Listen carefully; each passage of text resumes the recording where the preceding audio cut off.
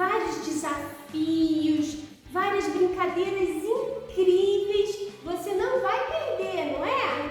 Nossa, você pelo jeito não ficou de férias não. Trabalhou muito com essa tua cabecinha criativa. Eu tô sempre imaginando.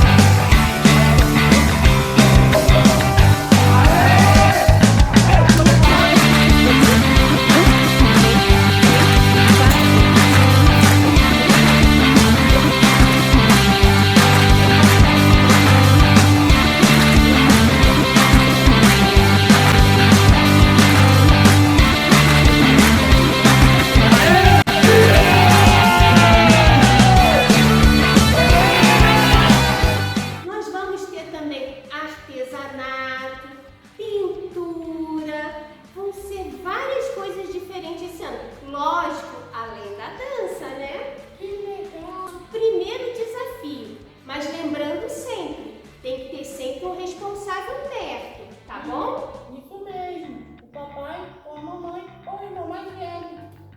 Ou o titio ou a titia, alguém que possa ajudar, não é mesmo? Isso mesmo, Vivi. Segurança em primeiro lugar. Exatamente. Então, eu só quero ver quem vai conseguir fazer.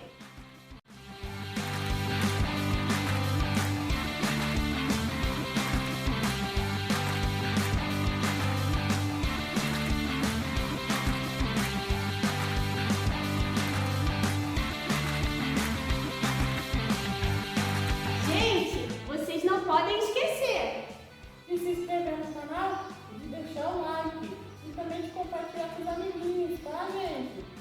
Isso é muito importante pro canal. exatamente.